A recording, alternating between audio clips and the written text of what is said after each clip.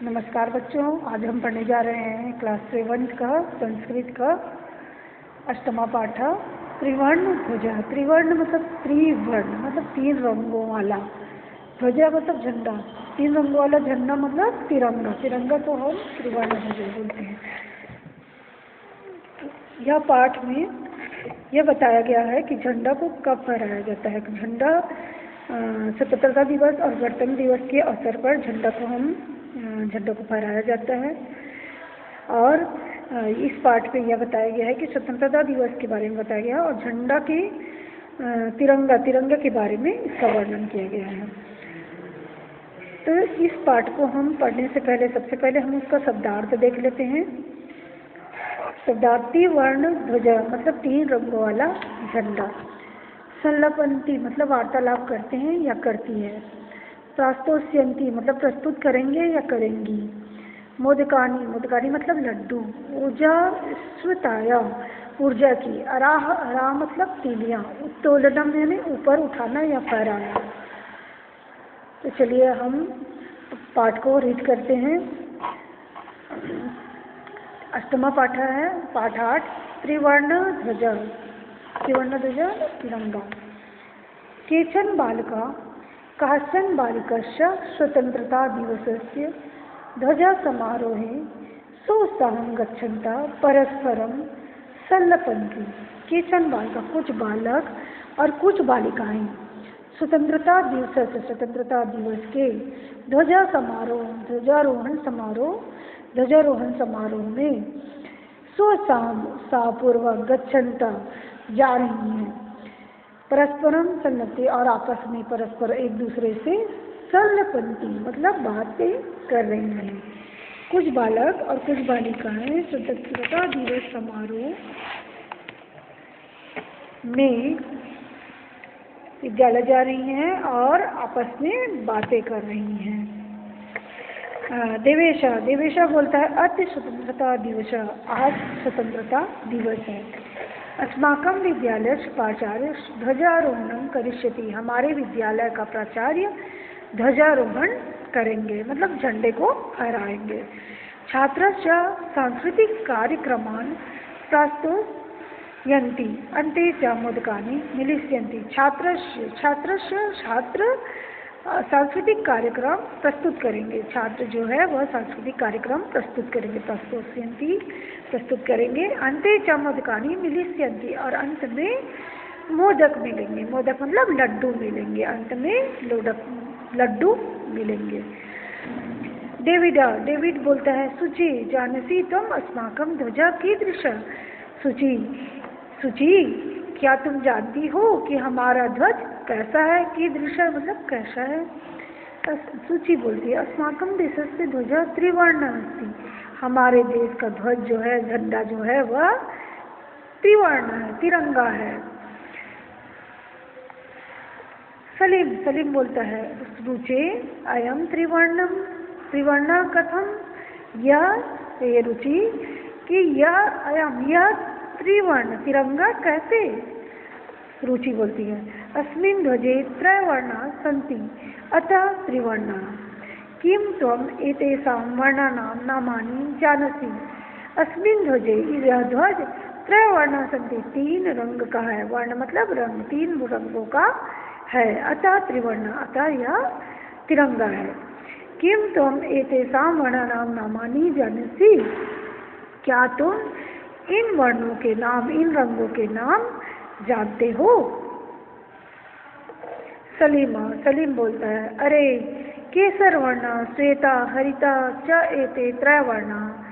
अरे हाँ, अरे बोलता है सलीम बोलता है अरे ये केसर वर्ण, केसरिया रंग और श्वेत वर्ण सफेद और हरे रंग, एते त्रयवर्ण यह 3 रंग का है। देवेश बोलता है अस्माकं ध्वजे एते त्रयवर्णा किम सूचयन्ति, हमारा ध्वज जो है, जो हमारा झंडा है, हम एते यह 3 वर्ण क्या सूचित करती है, क्या बताती है। यह 3 वर्ण जो है, 3 रंग जो है हमारे ध्वज में, जो 3 रंग है वह क्या बताती है, क्या सूचित करती है। सलीम बोलता है शृणु केसर वर्ण शौरस्य, श्वेत सत्यस्य, हरिस्य समृद्धि सूचका सन्ति। सुनो, केसर वर्ण, श्रृणु मतलब सुनो। केसर वर्ण शौर्य का, श्वेत वर्ण सफेद रंग सत्य का, और हरे रंग समृद्धि का सूचित करती है, समृद्धि को बताती है, समृद्धि सूचित करती है। किम एतेषां वर्णानां अन्यदपि महत्वम, क्या सूची बोल रही है, क्या इन रंगों के अन्य भी महत्व है और दूसरे भी महत्व है? डेविड बोलता है आम, हाँ, कथम न, कैसे नहीं। ध्वजस्य उपरि स्थिता केसर वर्ण त्यागस उत्साह च सूचका, ध्वज के ऊपर में स्थित केसर वर्ण, केसर वर्ण जो है केसरिया वर्ण है, केसरिया रंग है, वह त्याग और उत्साह का सूचक है। मध्य स्थित श्वेत वर्ण सात्विकताया सूचिताया च घोतका, और बीच में स्थित श्वेत सफेद रंग सात्विकता और सूचिता का घोतक है, सादगी का घोतक है, सात्विकता सादगी का घोतक है ना, सात्विकता और स्वच्छता का घोतक है। अधः स्थित हरित वर्ण सुंदराया सुषमाया उर्वता, और नीचे अधः मतलब होता है नीचे, नीचे स्थित हरा रंग वसुंधरा मतलब पृथ्वी की सुषमाया उर्वरता, सुषमाया मतलब सुंदरता और उर्वरता का घोतक है, मतलब सूचक है। तेजिंदर बोलता है सूचे ध्वजस्य वर्ण मध्ये एकम नीलवर्णम चक्रम वर्तते, ये सूची कि ध्वज के मध्य में एक नीला रंग का चक्र भी है। सूची बोलता है, सूची बोल रही है और आम, हाँ, इदम अशोक चक्रम कथ्यते, इसे अशोक चक्र कहते हैं। एतत् प्रगति न्यायस्य च प्रवर्तकम, और यह प्रगति और न्याय का प्रवर्तक है, प्रगति और न्याय का प्रवर्तक है। सारनाथी कोई अशोक स्तंभ अस्ति, और सारनाथ में अशोक स्तंभ है। तस्मात् एव एतद्ग्रहीतम, उसे वहाँ से लिया गया है। सारनाथ में जो अशोक स्तंभ है, जो अशोक चक्र है, उसे वहाँ से लिया गया है।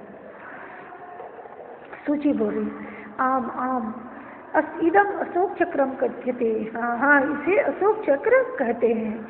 एतत् प्रगति न्यायस्य च प्रवर्तकम, इसे प्रगति और न्याय का प्रवर्तक कहते हैं। सारनाथे अशोक स्तंभ अस्ति, सारनाथ में जो अशोक स्तंभ है, तस्मात् एव एतत् गृहीतम, उसे वहाँ से लिया गया है। प्रणव बोल रहा है अस्मिन् चक्रे चतुर्विंशति आरा सन्ति, इस चक्र में 24 तीलियां हैं, आराएं हैं, तीलियां हैं। मेरी बोल रही है भारत संविधान सभायां 22 जुलाई 1947 तमे वर्षे समग्रतया अस्ति ध्वजस्य स्वीकारणं कर्जातम। भारत के संविधान सभा में 22 जुलाई 1947 को समग्रतया इस ध्वज को संपूर्ण रूप से इस ध्वज को स्वीकार किया गया है। अब तेजिंदर बोल रहा है अस्माकं त्रिवर्ण ध्वज स्वाधीनताया राष्ट्र गौरव क्या प्रतीका, अस्माकं हमारे त्रिवर्ण ध्वजा, तीन रंग का जो ध्वज है, तिरंगा जो है, वह स्वाधीनता और राष्ट्र गौरव का प्रतीक है, राष्ट्र के गौरव का प्रतीक है, स्वाधीनता और राष्ट्र के गौरव का प्रतीक। अतः एव स्वतंत्रता दिवसे, गणतंत्र दिवसे च अस्य ध्वजस्य उत्तोलनम समारोह पूर्वकम भवति। अतः स्वतंत्रता दिवस और गणतंत्र दिवस के अवसर पर ध्वजोत्तोलनम, ध्वज को फहराकर समारोह को पूरा किया जाता है। समारोह पूर्वकम भवति है ना, समारोह को मनाया जाता है। जय तु त्रिवर्ण ध्वजा, जय तु भारतम, जय हो तिरंगे झंडे की, और जय हो भारत माता की जय हो, और तिरंगे झंडे की जय हो। इस प्रकार से हमने पाठ को पढ़ लिया है। अब ये है शब्दार्थ हमने पहले पढ़ा था। उसके बाद है अभ्यास प्रश्नोत्तर। शुद्ध कथन समक्षम आम, अशुद्ध कथन समक्षम न इति लिखत। शुद्ध कथन के सामने आम लिखना है, आम मतलब हाँ, और अशुद्ध कथन के समक्ष न मतलब नहीं लिखना है। अस्माकम राष्ट्र ध्वजे त्रयवर्ण संति, तो ये तो हाँ है, क्योंकि हमारे देश राष्ट्र का ध्वज 3 रंगों का है। हाँ, ध्वजे हरित वर्ण शांति प्रतीका अस्ति, ध्वज में हरित वर्ण शांति का प्रतीक है नहीं, सफेद रंग जो होता है वो शांति का प्रतीक होता है, तो यहाँ पर आएगा न। ध्वजे केसरवर्ण शक्तिया सूचका अस्ति। ध्वज में केसरवर्ण जो है वह शक्ति का सूचक है। सही। चक्रे 63 आरा सन्ति। चक्र में 63 आरा है, 30 आ रहे हैं नहीं, 24 आ रहे हैं, है ना। चतुर्विंशति आ रहे हैं, तो यहाँ पर ना आएगा, गलत है ये। चक्रम प्रगति घोतका। चक्र जो है वह प्रगति का घोतक है, तो हाँ आएगा वहाँ पर, तो आम आ जाएगा। उसके बाद है अधोलिखितेषु पदेषु प्रयुक्ताम विभक्ति वचनम च लिखत। विभक्ति और वचन को लिखना है। त्रयाणाम दिया है, षष्ठी विभक्ति और बहुवचन है त्रयाणाम, है ना। तो नाम आता है वह बहुवचन होता है षष्ठी का। समृद्धि पंचमी षष्ठी एक वचनम है, ये मुनि के अनुसार से चलता है।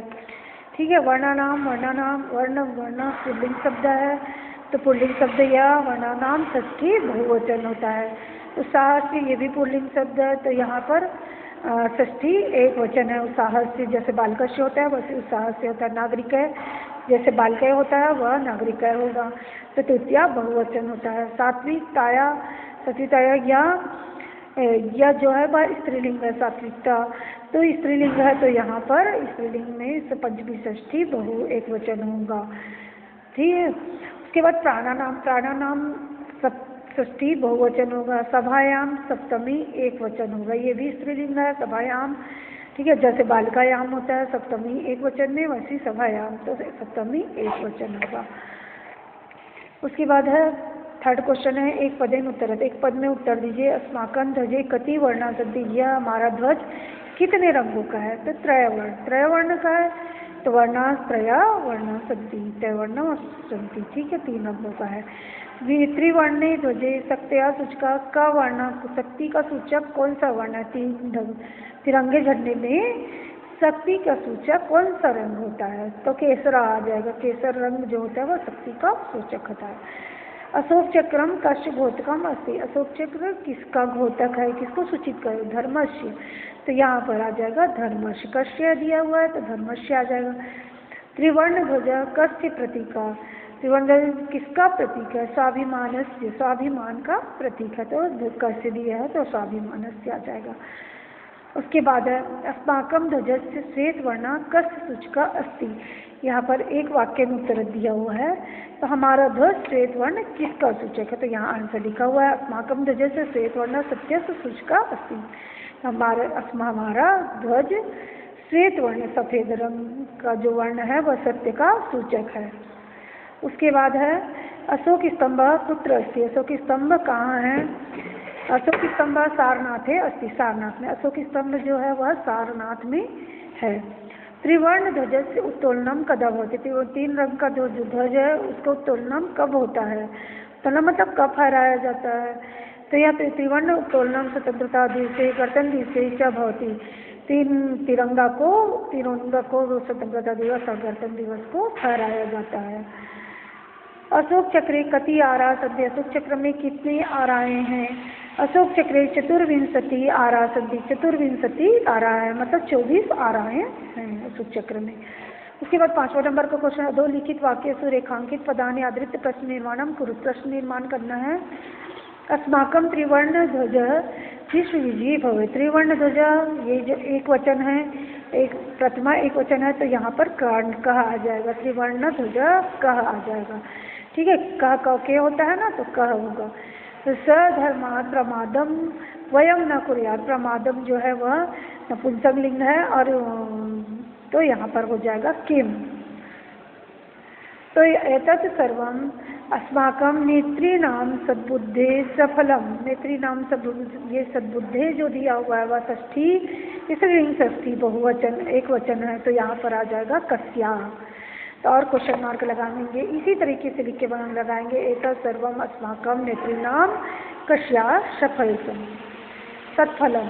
तो फिर क्वेश्चन मार्क लगा देंगे। शत्रुनाम समक्षाम विजय सुनिश्चितम भवे। शत्रुनाम षष्ठी है ना, षष्ठी बहुवचन है, तो यहाँ पर शत्रु नाम दिया हुआ है तो केशाम हो जाएगा। केशाम समक्षम विजय सुनिश्चितम भवे।